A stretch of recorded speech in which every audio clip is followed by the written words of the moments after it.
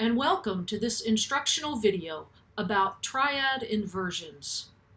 I'm going to explain them in a way that will help you understand the concept and recognize them in sheet music. A triad is a chord of 3 notes built in thirds or skips.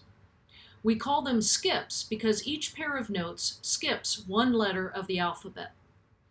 This pattern is easily recognized on the staff because it will always be line, line, line, or space, space, space. It doesn't matter if there are flats or sharps in the chord. The rule of thirds or skips still applies. For that reason, we will begin by working without a staff to remove 1 layer of complexity. A triad is like a triangle. There are 3 parts. And as long as there are 3 notes, which are thirds apart from each other, it's a triad. When we start moving the notes into different positions, you can see that one interval changes, and we have a third plus a fourth now. This is very helpful because each of the 3 positions of the triad has a different shape, and we will use those differences to quickly and easily identify the chord name and which inversion it is in. Now let's assign letters to the notes. I've chosen to use a G chord. Here are the 3 notes of the G chord. Now remember that just like a triangle, it doesn't matter which note is on the bottom. It's still a G chord. So G can be on the bottom, or B can be on the bottom, or D can be on the bottom. Regardless of the arrangement, as long as you have the notes G, B, and D, you've got a G chord. Now let's put it on a staff. We'll use the bass clef. Here is a G chord on the bass clef, spelled G, B, D. Now B is on the bottom. And now D is on the bottom. All 3 of these are G chords. Let's look at the same concept using colored notes so that it's easier to track which note is where.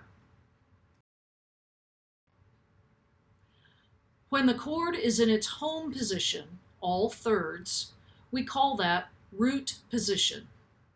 In this case, G is green, B is blue, and D is yellow.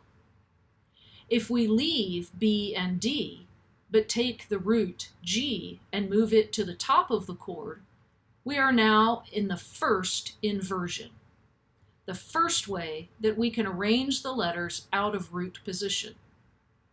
Notice that the intervals are now a third, B to D, plus a fourth, D to G.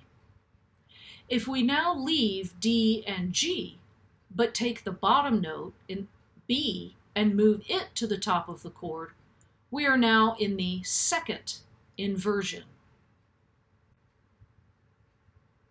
Those are all of the 3 possible arrangements of a triad: root position, first inversion, and second inversion. Notice the intervals in each of these positions. Root position has 2 thirds.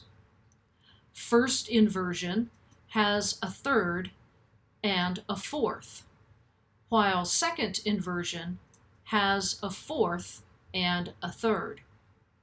It's the arrangement of these intervals, the shape of the chord, that makes it possible for us to quickly identify the chord.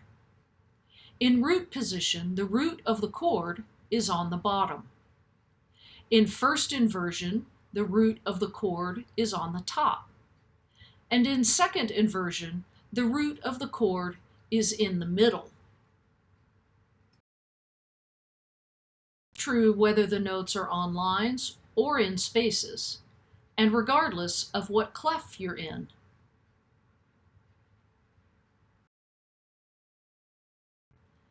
I hope this has helped you better understand triads and inversions.